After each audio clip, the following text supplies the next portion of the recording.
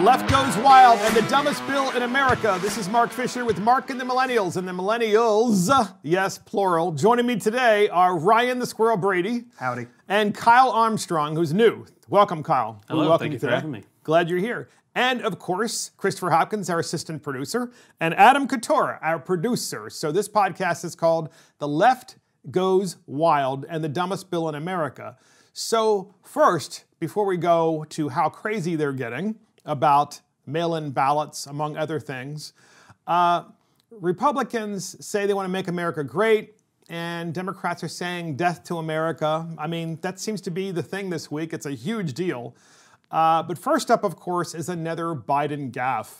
So Biden took his first press conference, if you want to call it that. It was really all canned questions. But then at the end, he took a question from Peter Doocy, who's a Fox News correspondent. Love it. And Peter Doocy, for some reason, was able to get Biden to come back to the camera and back to the mic and actually answer a question. And you're going to love the question. You're going to hear that from Peter Doocy.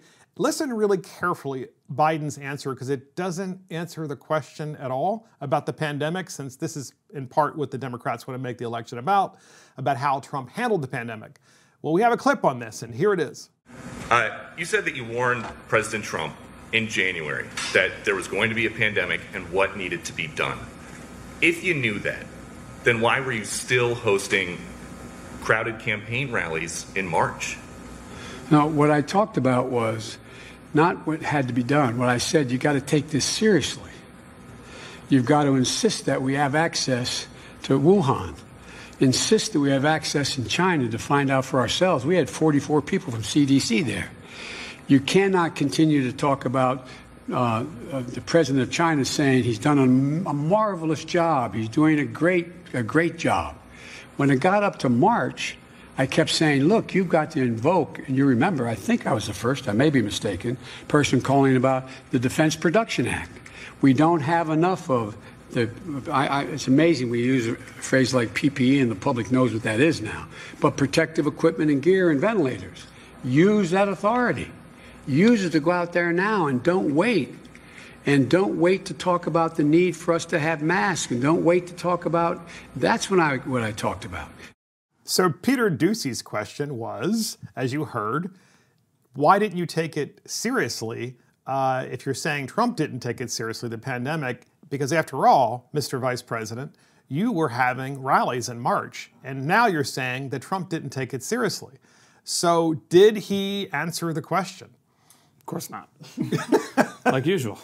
What did he say? I mean, what was that? He was like all over the map. It was a non-answer. It's a standard political roundabout question to avoid actually answering the question and put you on the hot seat. But actually, he gave enough information where people could start fact-checking. But then again, to be fair, President Trump says a lot of things that can be easily fact-checked. It's like, oh, that's not really that fully correct. But also, you know, Vice President Biden saying, well, he needs to take it seriously. It's like, okay, yeah, a lot of people were saying like, oh, a lot of this virus in China spreading rapidly. A lot of people are dying. A lot of people are getting infected.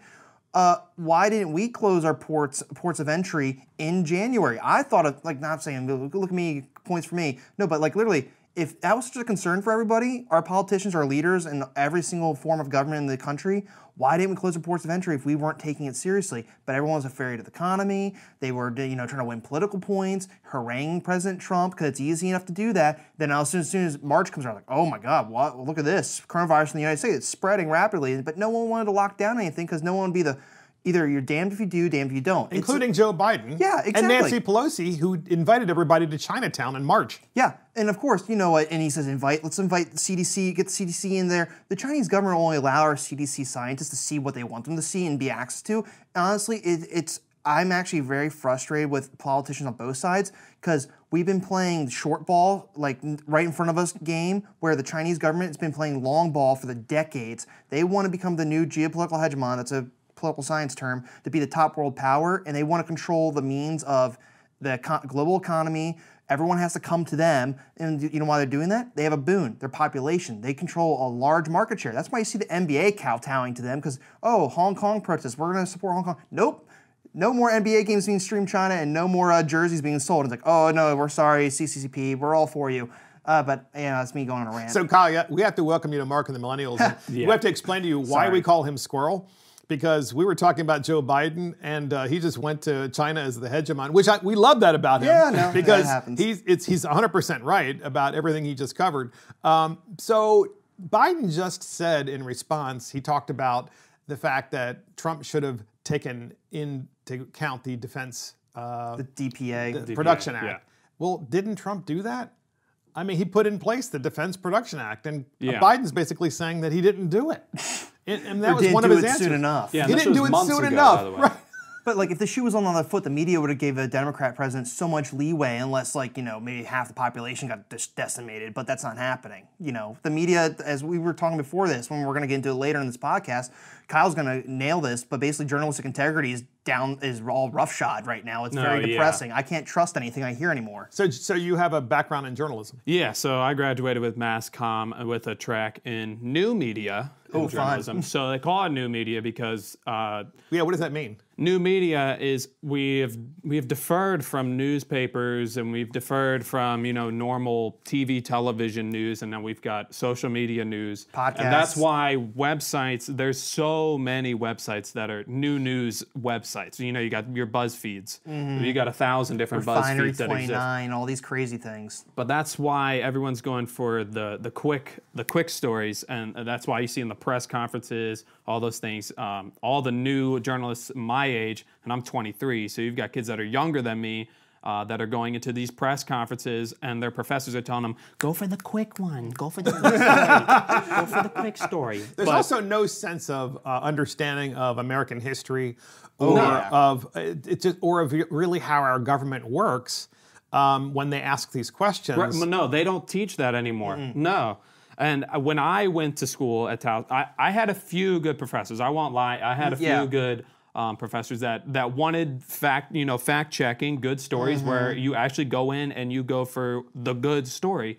But 90% of what journalists are being taught now is you go for the quick one that's going to draw the attention. They don't care about that. I had so many. It's called feature writing.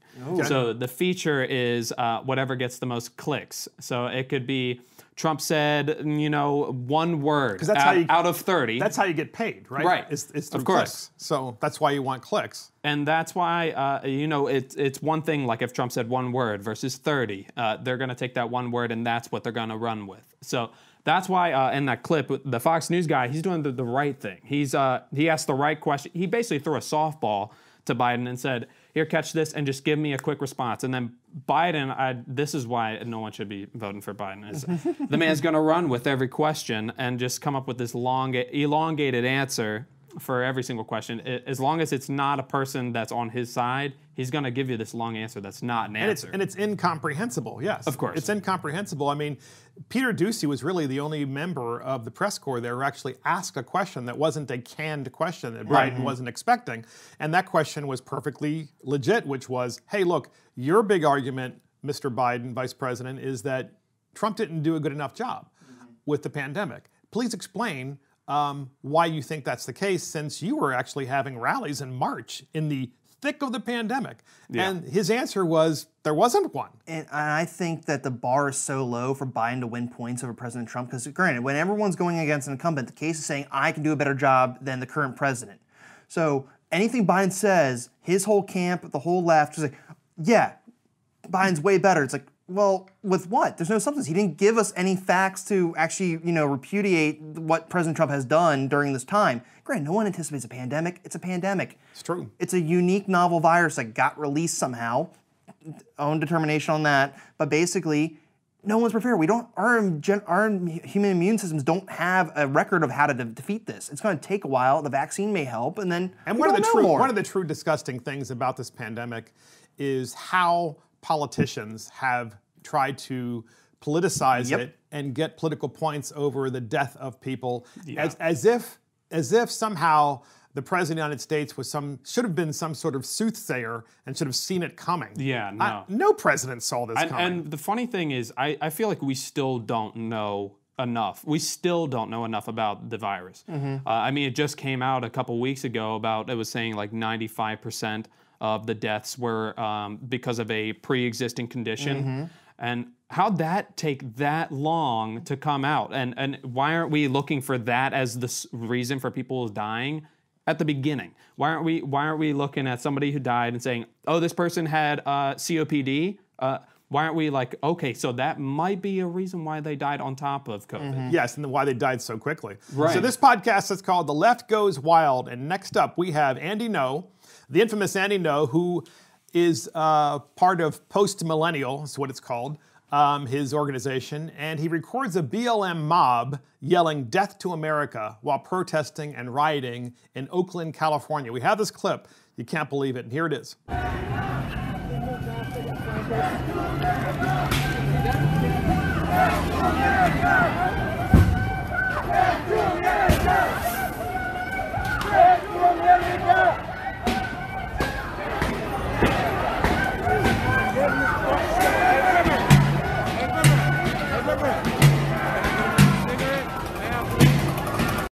Yeah, so Death to America, which of course, naturally, if that's what you really think, then you have no problems burning, rioting, raping, killing, which is what's happening now in America's major cities.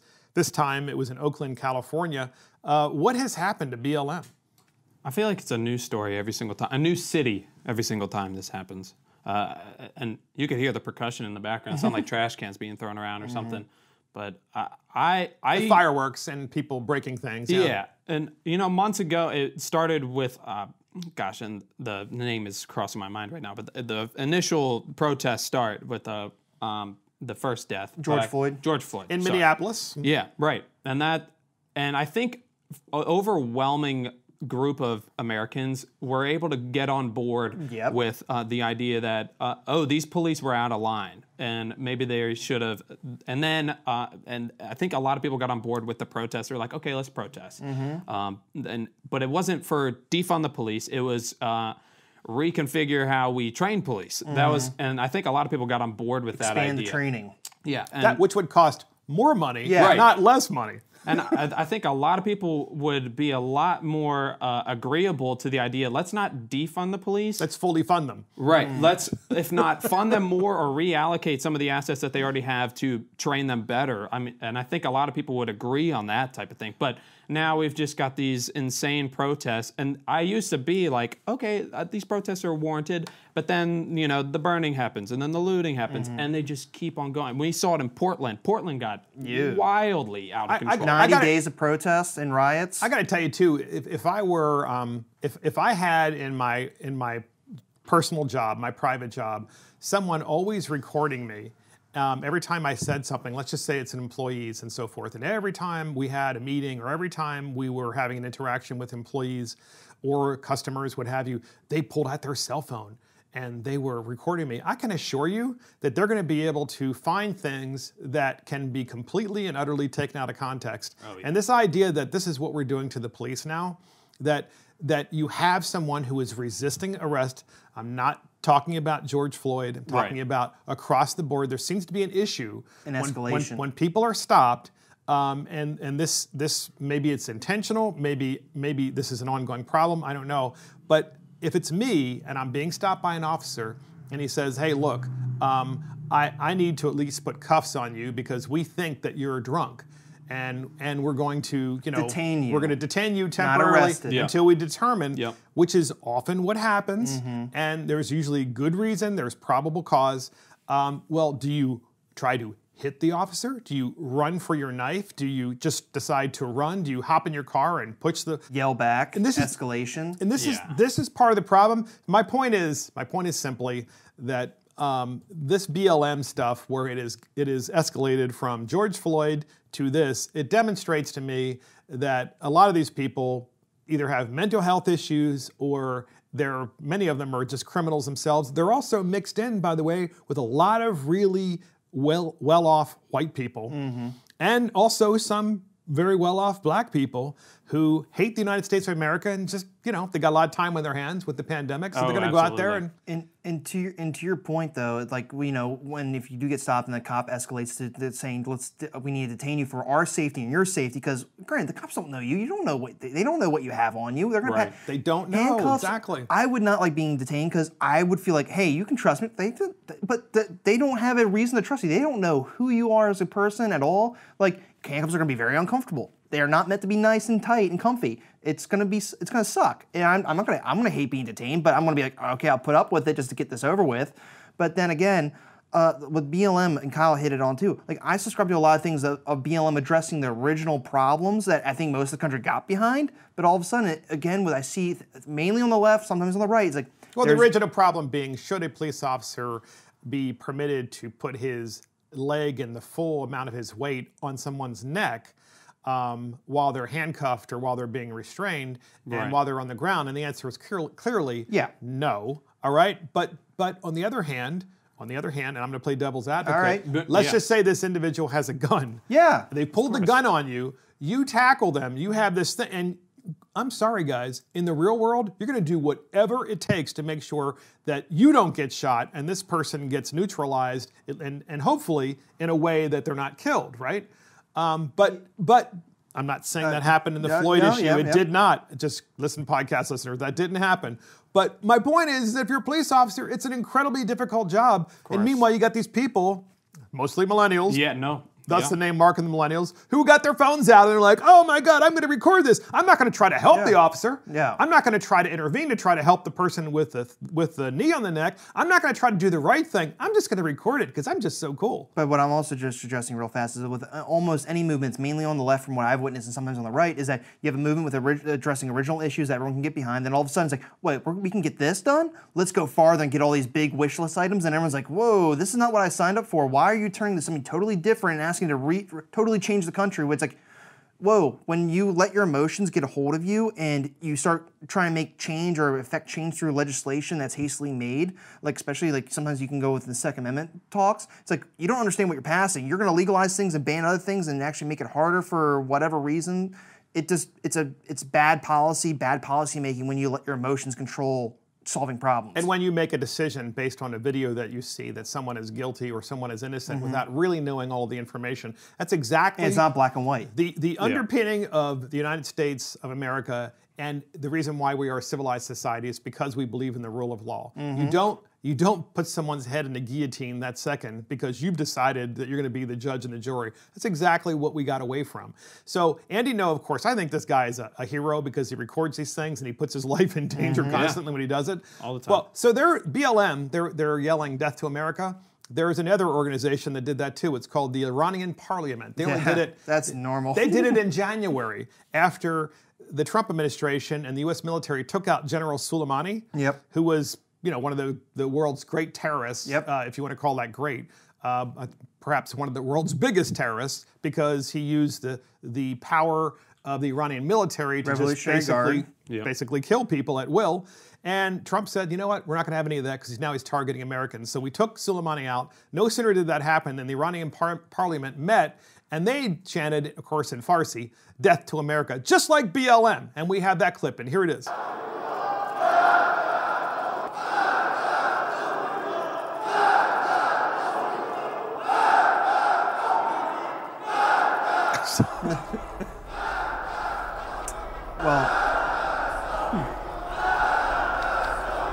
Now, what's interesting is, of course, you hear that, right? And the first visual that I have is Nancy Pelosi and Steny Hoyer, the two leaders in the House of Representatives, taking a knee, right, with their African garb in the House of Representatives, basically taking a knee on the side of an organization, BLM, that believes in death to America, especially when you read their manifesto. They're Marxists, and they believe that the nuclear family should just be blown up. And they blend it in with Antifa a lot. And Andy Ngo is bringing awareness to Antifa. He actually spoke to Congress multiple times about the problem with Antifa, where it's like, they wanted to actually destroy our country. It's kind of crazy. It's like, whoa, how are these Americans that somehow got these communist ideals and say, let's apply it to our society and make it a better society? I don't personally get it because you have history as a guy to say communism does not work. You see the Chinese government. They're communists, but guess what they did? They started adopting capitalist tendencies, but with a strong grip. There's no really free enterprise. It's sanctioned enterprise. Isn't it interesting, though, that Antifa stands for anti-fascist? But they act like fascists. But they act like fascists, and they also attacked and defaced the World War II memorial of the very people that did what? Defeated fascism! Yeah. And then BLM is supposed to be anti-racist, but they want to take down the statue of Frederick Douglass. Yeah. Yeah, no. When I saw that, I was like, where are we going? What is your actual goal? Like, actually, a lot of people there's this thing called the #WalkAway campaign, which is a lot of people, a lot of groups like LGBT and minorities that the Democrats take for granted as their voter bloc that are actually walking away and actually have lost friends and family from talking because it's like, I kind of think I'm leaning right because the good thing with the right side, in my opinion, is you don't always have to subscribe to the 100-point manifesto. You can say, I agree with like 35% of this, but I'm going to lean right because you guys accept my difference of opinion and actually have a dialogue. The left's like, no, you don't subscribe to at least one opinion, you're done. I'm not going to agree with that. I can totally attest to that. I actually talked to my parents about this very recently. It feels like if you go back about 30, 40 years, you look at someone like JFK, Democrat, you would think that a large majority of people would think generally good guy, generally had the interest of the country in the right place. And then you go to now, you got people on the left side are just fringe left. It's just fringe left. And then it feels like everyone who's on the right, like us, we have to bring ourselves into the middle and be like, all right, well, I can kind of agree with what you say, but here's what I have to say. But then you got everyone on the left going, no, you adopt my values or it's nothing. Yeah, you're done. It's whatever. And you know what's actually funny though? Not really funny, but it's kind of crazy. You actually, I think it was Candace Owens brought it up, and actually a lot more, black politicians or black activists that are a little more leaning now to the right side. They're quoting Malcolm X, where I'm going to butcher the quote, but basically Malcolm X says, "Beware the white liberal. He's going to think you're your friend, but actually he's going to ruin you." Something to that end, which is crazy from Malcolm X. That is insane. So the other thing that's insane is a national mail-in ballot, right? Not the kind of ballot where you request because you're sick or you're concerned about the pandemic, but the ballot where it's just mailed to you and you could actually go in person and vote, but you still have that ballot in your possession, or perhaps other ballots from your household. So Wolf Blitzer from CNN interviewed William Barr, who's the Attorney General of the United States, on CNN, of course, and we all know CNN. You know, it's really the cable news network, if you really want to call that a news network. I'm not really sure. But Wolf Blitzer is considered one of their better quote-unquote journalists, use that term really loosely, and he asks William Barr, what's wrong with voting by mail? We have a series of clips on that, and first up is the clip where Barr just answers straight up of what's wrong with voting by mail.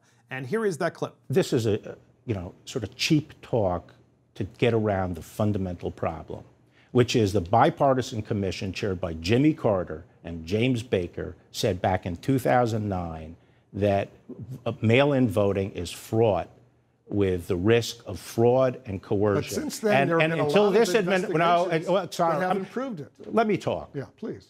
And since that time, there have been in the newspapers, in networks, academic studies saying it is open to fraud and coercion.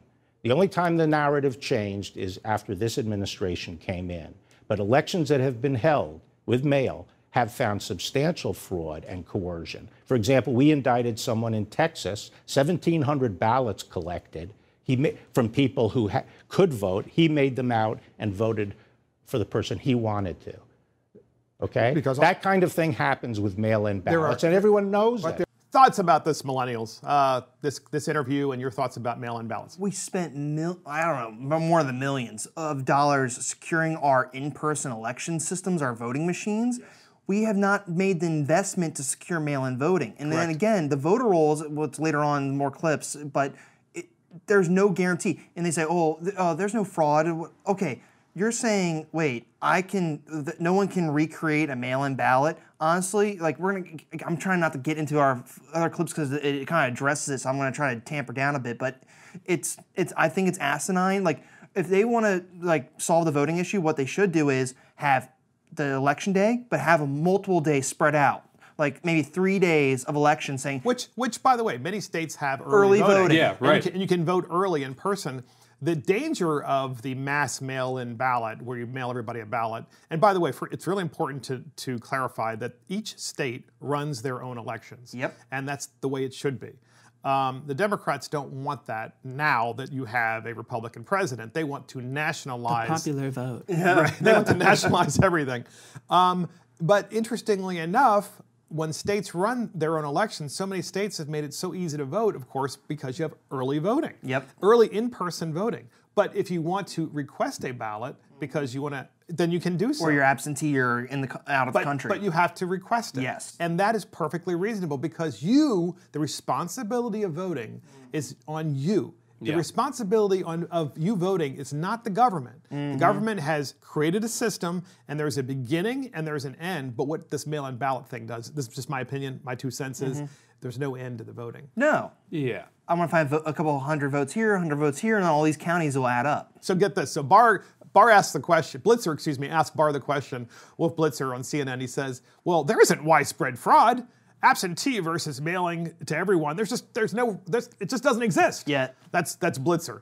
And here's that clip. There are individuals cases, but as far as widespread fraud, we haven't seen that since. Well, we haven't had the kind of widespread use of mail-in ballots that's being proposed. We've had absentee ballots from people who request them from a specific address. Now what we're talking about is mailing them to everyone on the voter list when everyone knows those voter lists are inaccurate. People who should get them don't get them, which is what has been one of the major complaints in states that have tried this in municipal elections.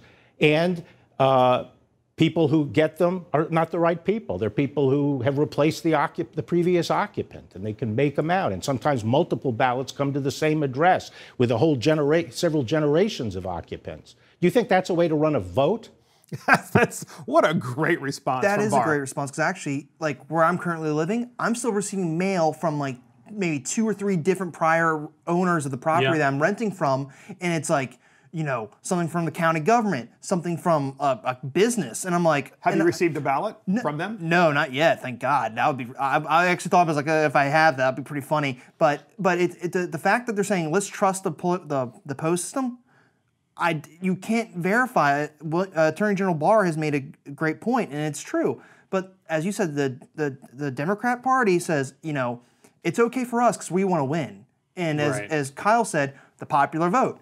They want to get rid of the Electoral College because they want to get rid of their disadvantages. We have a podcast about that, in fact, that we're going to do. But the interesting thing is I actually have a couple of friends who, one has lived in his house for 20 years, and he still is receiving a ballot from the person who lived in the house previously. So because the state did a massive mail-in ballot, if you will, or you could also, of course, go in person and mail. So it's really confusing because now you have 2 sets of ballots. And shouldn't they expunge the voter rolls like every 7 to 10 years? They still received a ballot from him. And I want the podcast listeners to know, look, I wish I could have confidence in this kind of mail-in voting, but the problem is, and this is always the problem I've had with it, is that when you have massive mail-in balloting and you have constantly expanding early voting, I'm talking about you already have early voting, but now we don't want to do it for 5 days, we want to do it for 15 days. Well, guess what? You now have people voting in states and they haven't even heard the debate, the presidential debate. That's ridiculous. They also haven't heard, they also don't know everything about the candidates because a lot of that comes out late. I don't know. What are your thoughts on this? It comes to like maybe the way to solve this then is, you may not like it, but say get rid of all the early voting days, right? But then make the National General Election Day a national holiday where everyone has the ability to take the day off and go vote. Then you don't have to worry about mail-in voting. You don't have to worry about early election. So it's like you have the day off to take your time to go there and do it. I mean, I think that's a great point. I think that the early voting day is early voting. I like early voting. Yeah, it helps. But it should be limited. It should be 7 days of early voting because there's this thing called bad weather, right? You could have really bad weather. So if you're anticipating like a storm or a hurricane, especially November in the States. Yeah. Or just like a family emergency. That's just such a basic thing. And it's such a nuanced like problem that we have right now, especially with COVID too. There will have to be COVID measures if in-person balloting is going to happen. And especially with early voting, you're going to have spacing. Yep. You're going to have the booths, more than 6 feet apart, all that. how are you going to make it all mail-in voting? And you're going to take out the ability for people to, and I mean, I love all the COVID spacing, but like mail-in voting for everything? It's absurd. It's absurd. It's not going to happen. And it's the states. The states have this responsibility anyway, not the federal government. And of course, you know, it's just ripe for fraud, which of course is what Blitzer continues to argue in this next clip. Yeah. He continues to argue with Barr about this whole issue of fraud, and Barr really kills it. This is the clip to listen to, and here it is. The only thing I'm saying is that so far we haven't seen widespread fraud. But So far we haven't tried it. Well, and the point is, but a lot of us. There are several states that only have mail-in voting, including a Republican well, state this like is Utah. playing with fire. This is playing with fire. We're a very closely divided country here. And if people have to have confidence in the results of the election and the legitimacy of the government, and people trying to change the rules to this methodology, which, as a matter of logic, is very open to fraud and coercion, is reckless and dangerous. And the people are playing with fire. You're playing with fire, that Barr says. You're playing with fire because you're not letting people request absentee ballots. You're simply mailing out ballots to everybody. And then you're saying you can either vote in person or you can mail in that ballot, in which case, if you happen to have that extra ballot that came to your house and because of the previous occupant or for whatever reason, because a mistake was made, you could cast that ballot. Therein lies the problem, because the state really doesn't know if you cast that ballot or not. However, if you go vote in person, then it's really easy to identify fraud, right? Because you have to identify yourself. You have to check in. You have to check in, and therefore, and you know it's you, right? If you come back a second time, the chances are really high. The poll workers, depending on what state you're in, if they have voter ID or not, but generally speaking, the poll workers are going to recognize you. Right. And that is why voting in person is so important, unless you're someone who is elderly or high risk in this pandemic, in which case, request an absentee ballot. You know what really just kind of ticks me off, though? It's just kind of just related to the interview, not really necessarily the issue talking to, is like the amount of people, officials associated with this administration, when they go on news shows or interviews with like all these mainstream media news sites, they're not afforded any respect or like, you know, a time to breathe and actually air out their thoughts without being interrupted or being contested. Granted, I'm not saying they should get softballs and free passes, but they honestly should. You can hold someone to the fire after they have their point, but you're not going to let them run free on the show. I totally get that. Everyone should not be able to have a free platform to run off. But out of Wolf Blitzer, granted, I may be a little sensitive to it, but the way he was handling Attorney General Barr, it was like Roughshod. Dude, Super roughshod. Chill. Yeah, I agree. Yeah. So, and to add to that, like people don't understand, like it's William Barr. It's his job to make those predictions about how mail-in voting would work. I mean, let's look back to 2016 with the Russian meddling. Yep. People were freaking out for years and years and years about the Russians meddling in our election, and we got all this BS. It's like a bunch of BS, and but it's his job to predict what potential problems could come from that, and rightfully so. If there's going to be 1 million votes that are fraudulent for Donald Trump or for Joe Biden, that's his job to see, like, that's a potential problem. So why is Wolf Blitzer coming at him and being like, yeah, do we have any idea how that's going to work, actually? But, like, maybe I have an idea that this may be a bad idea. And 2 points on that. You hit 2 points I want to go on. Is the first thing, it's like, they don't respect we're losing respect in our institutions because we have the mainstream media just attacking our institutions. So who do you go to trust anymore? You can't. It feels like I can't trust my government institutions, which I have a lot of faith in and a lot of pride in.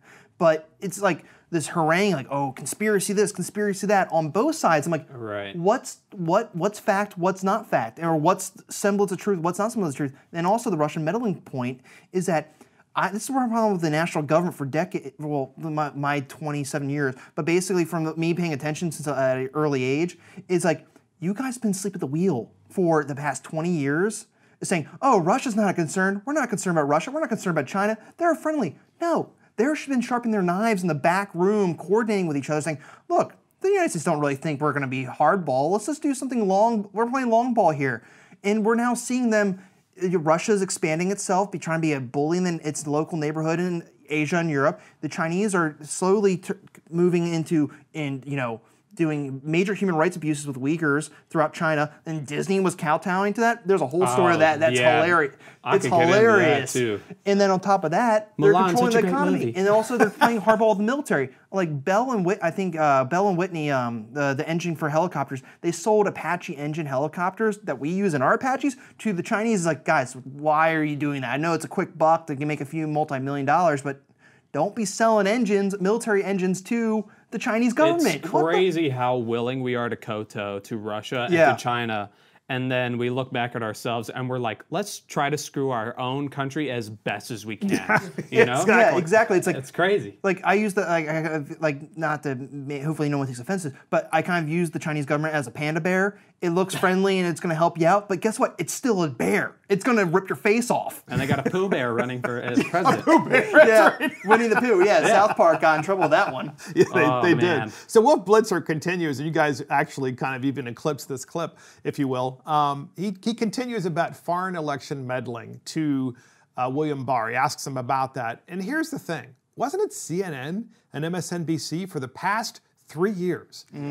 All they've talked about is the reason why Donald Trump is in office is because the Russians got him into office and wanted to impeach him because of it. The crazy thing, though, I don't think the Russians actually hacked a machine and flipped votes. They may have gotten into some machines, but guess what? They did not get into any machines. What they did was they ran some Facebook ads. Yes, there's so many Russian trolls that are in control. That's all they did. That was the conclusion of my point. It's called social engineering. You put enough stuff out there and make people mentally think that. But let me stop you there and ask the question. This is important to this clip. Is if you go and vote in person, right, you know that you not only vote with your ballot and then the ballot gets scanned in and counted, but there's also a hard copy of that ballot and you went in person. So the Russians can't alter that ballot. They can't because count. That machine is plugged into the wall, but it's not plugged in online yet, right? It's not plugged in line yet until much later when they're ready to tally the ballots, right? And there's a reason for that. There are all kinds of protocols for election security. Well, if you're a foreign government, it's very hard to interfere there, but what if there was a massive mail-in ballot? We have a clip on this with Wolf Blitzer. The same network, listen, podcast listeners, this is the same network that said the Russians were meddling and Trump was colluding. Now they're saying it's not possible. So here's Blitzer, here's the clip. Another suggestion, you've said you were worried that a foreign country could send thousands of fake ballots to people and it might be impossible to detect. What are you basing that on? I'm basing that, as I've said repeatedly, I'm basing that on logic. Pardon? Logic. But have you seen any evidence that a foreign country is trying to interfere in that way? No, I'm saying people are concerned about foreign influence, and if we use a ballot system with the system that that states are just now trying to adopt, it does leave open the possibility of counterfeiting ballots, either by someone here or someone overseas. So you think a foreign country could do that? I think anyone could do it. Have you seen any evidence that they're trying to do that? No, but most things can be counterfeited. That's why we go to the trouble of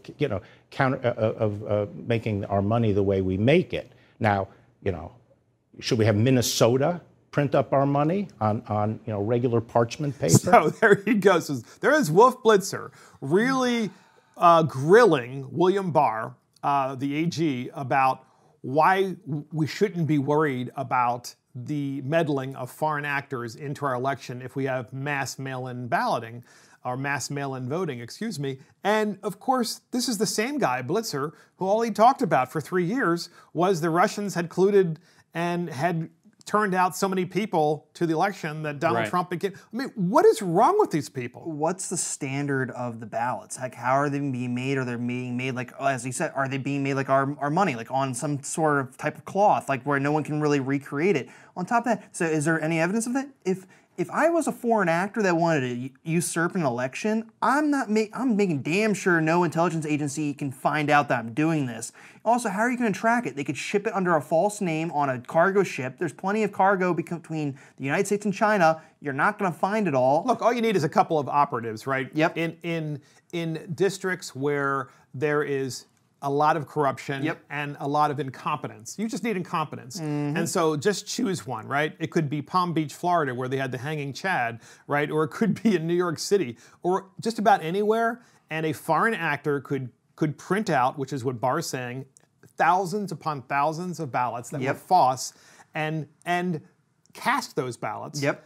And they would be mailed in. And now you would have a complete disaster on your hands, not just about who particularly won that precinct or that state, but whether or not, if they were caught, whether or not the election was fair at all. What's the check and balances? Like if you have a ballot that's already been processed, like John Smith lives on 1234 Bellevue Lane, Annapolis, Maryland, and then another John Smith popped up with the same address, like will the first one be counted and the new one that comes in be thrown out? Where's the scan? Is there a scanning system or like a major database? Because if you do have that, guess what? You need to make sure it's secure that no one can tamper the database. And Barr goes, it's based on, Blitzer says, well, how do you base that? You're concerned. He goes, because it's based on logic. If you're a foreign actor, it's pretty darn easy to print a bunch of ballots. And that's where I get upset with the mainstream media. They say, oh, a foreign actor's not going to do this. I'm like, yeah. They want to ruin us. They want to rule the world. They thought they did it 4 years ago. So why couldn't it happen again? So, and I mean, let's just assume that that they want that we get the mail-in balloting to go the full way. That everyone gets a mail-in ballot. I get 3 ballots, you get 4 ballots, whatever. Let's say Donald Trump wins 1 million extra ballots. It's more population than the whole United States. So are they going to be like, okay, he won, or are they just going to be like, maybe mail-in balloting was a bad idea because Trump won. That wasn't the way we wanted it to go. No. So, I mean, Trump won in 2016, and then their reason for that was, it was Russian meddling. Yeah. If Trump wins in 2020, they can be like, mail-in balloting didn't work the way we wanted it to. Or they don't trust the election results, because now you hit a good point. It's like, I'm actually really concerned, after the general election, is that people on both sides are going to dispute the election results, especially with the mail-in voting in play. It's going to go to the Supreme Court, and then, of course, then you're going to have the Supreme Court make a decision. But that's what they want.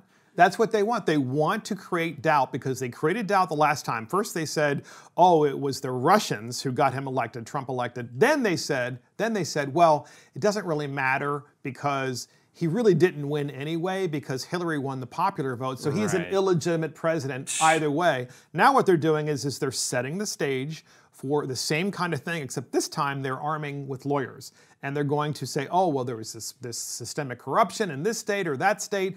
We had all these ballots that arrived late.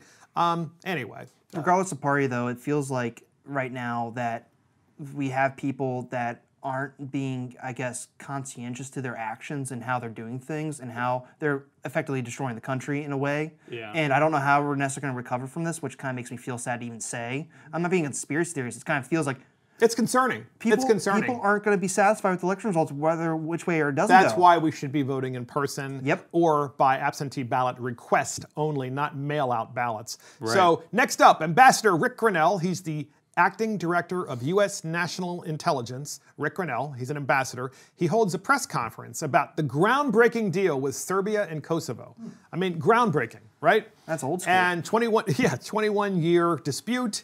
Obviously, very vitriolic, this dispute, for a variety of reasons, not the least of which because of ethnic cleansing that tried to occur because of ethnicities as well as religion.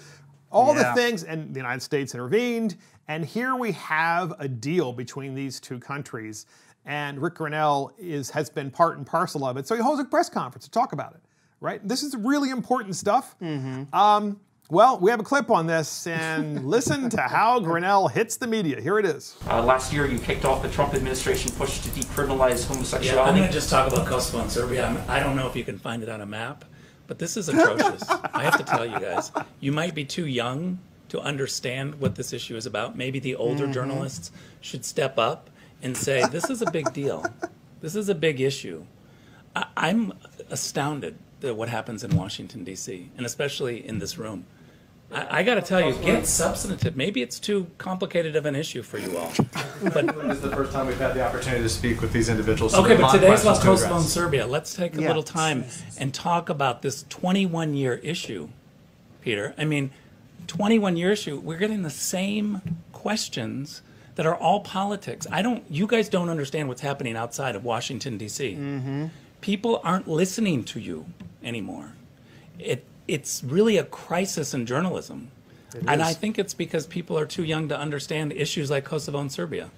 How about a substantive question? I don't think any of us came here for a lecture about our questioning. Okay, well, I didn't come But the here question to I not would like talk to about ask anything you, about Kosovo the and question Serbia. I would like to So Serbia and Kosovo signed an agreement to normalize relations between the two countries. Huge. A huge deal. And it also included Kosovo recognizing Israel and Serbia moving its embassy to Jerusalem. This is big That's stuff.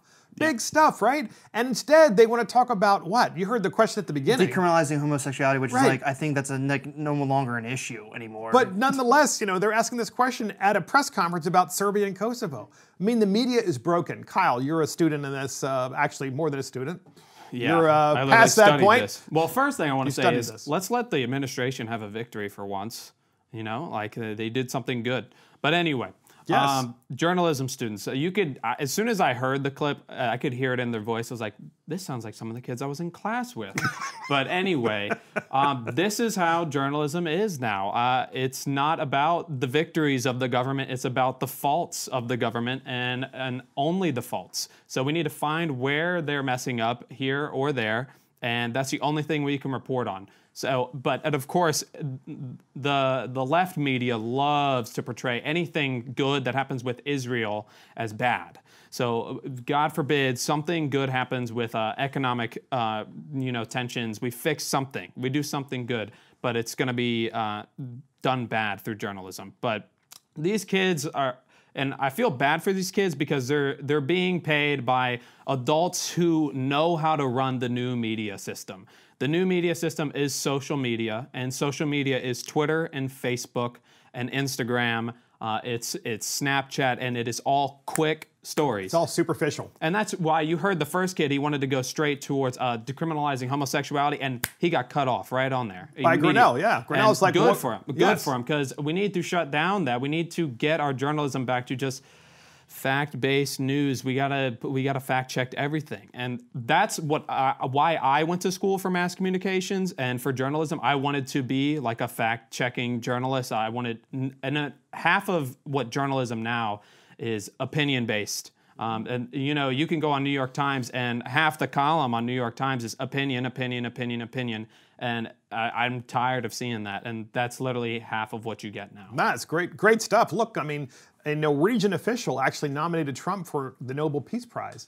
For UAE, that's why I wanted Yes. to bring up. It's Right. that the media, like, if it was a Democrat president doing this, it would have been all over the news. It would have been on the front page of New York Times. It would have been on CNN for about 3 months. Absolutely. And yeah, so President Trump got nominated for a Nobel Peace Prize for his Israel and UAE normalizing relations and actually like doing a trade agreement almost, where it's unheard of for an Israel country to have a trade agreement with an Arabic country, a Middle Eastern country, which is great. And then also now you have Serbia and Kosovo. It's like a lot of these good things are happening, but they're being drowned by the media not negativity. focusing on it. There's and also, there's a realignment in international affairs that's occurring right in front of our eyes, and that realignment is, first of all, Jerusalem is the capital of Israel, and secondly, Israel wants to, and its Arab partners want to cooperate economically and in security. Oh, yeah. And this is a huge step forward, right, for peace, not just in the Middle East, but elsewhere.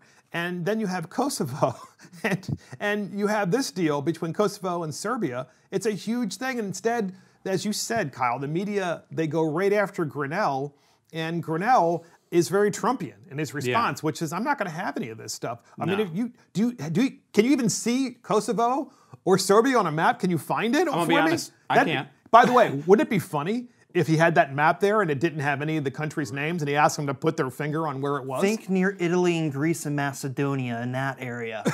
That's where you'll find it. Would that be great? And you ask the dummy that asked the question, and say, come up here and point out where those countries are in the map. And he's like, no, that's okay. I'm going to go right to my question now. You could ask 99% of the kids I went to school with, and they would have no clue where to put them on the map, or they would have no idea what he's talking about. He said, what happened with Kosovo? Which means... I have no idea. What's Kosovo? Is that a coffee brand?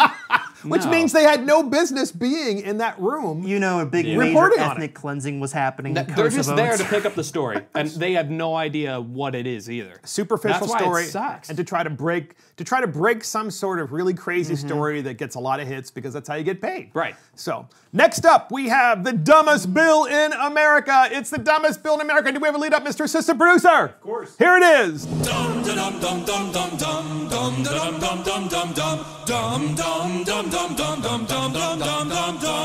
And it's the dumbest bill in America, and it is reducing penalties for child molestation. Yeah, you heard that right. That's the bill's name? Reducing penalties for child molestation. The California legislature, through SB 145, passed a bill. We've talked about this bill before because it was introduced some time ago, but now California lawmakers actually passed the bill that would reduce penalties for adults who have sex with a willing minor child if the sex offender is within 10 years of the age of the victim. That's an age gap. The California state legislature passed SB 145, and it now goes to Governor Newsom, who we're not sure is going to sign it or not. It would lower the penalties, the bill would, for adults who have sex with willing same-sex minors. The judge could decide if the adult has to register as a sex offender or if the offender is provided that the offender is within 10 years age of the victim. So we have, before we go to discussion, we have a clip on this, and I just want to say the clip is from the bill's chief sponsor. He's from San Francisco, and his name is Senator Scott, get this, Wiener. And so we'll keep it that, we'll keep it pithy. And here is the clip. The age range that we're talking about here is 14 to 17-year-olds with someone who is up to 10 years older. This bill has no application to anyone under the age of 14. And that age range is an existing category in the law. It has existed for almost 100 years, 14 to 17-year-old having sex with someone up to 10 years older. So there you have it. So that is Scott Wiener, a Democrat senator from San Francisco who, during the pandemic and during this time of great economic strife, has decided he's going to put his efforts into passing such a bill, which has passed the Senate in California, by the way, and goes on to the governor's desk to sign. So what you just heard was the chief sponsor, Scott Wiener, saying, yeah, but here's the thing. It's already in law that if you're 14 years old to 17 years old, you can, as long as you consent to it, have sex with someone who is up to 10 years older. What this bill does, it says same sex. So you could have a 24-year-old having sex with a 14-year-old and a 25-year-old having sex with a 15-year-old and so forth. And then the judge would not be required to put that adult down as a sex offender and register them. It's up to the judge, yep. So as you can see, this bill really all it does is it makes child molestation normalized and legal in California because quite frankly, a 14-year-old, a 15-year-old, I'm sorry, a 16-year-old, these are children. Yeah. These are children. And we call them children for a reason because they're children. And as an adult, you have the capability of controlling yourself. Manipulating. And and if that's your thing, right? If that's your thing, then go after someone who's 18 years old or older. Why would you be a predator? Because that's what it is. You're being a predator of people who are under the age of 18. And the fact that this idiot from San Francisco decides this is what he's going to focus his time on. And even when you look at him in the eye and you look at this interview, you can just tell that the guy is mentally ill. I'm sorry, he's mentally ill because who would think this is okay? Yeah. Thoughts on this? This is a boomers. Yeah, I can't tell if this is an LGBTQ thing or if this is a pedo's right thing.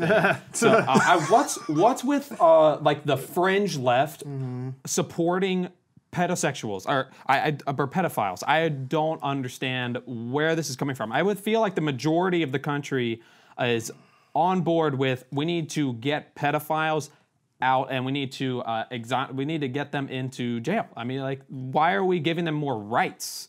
Why are we making it harder for them to get into jail and easier for them to get away with this stuff. This simply makes my skin crawl. And as you said, why is he wasting his time on trying to solve, I guess, this quote-unquote issue? Yeah, what is the problem that he's trying to solve? And then, but instead of fixing, you know, the San Francisco income disparity levels where you can't actually buy a house or an affordable low-income apartment, and, you know, make a rather decent blue-collar job wage. You can't do that there. No. Fix the homeless problem, fix the mental health issues, fix all the other problems that California decries or environmental issues, but you're focusing on this. I don't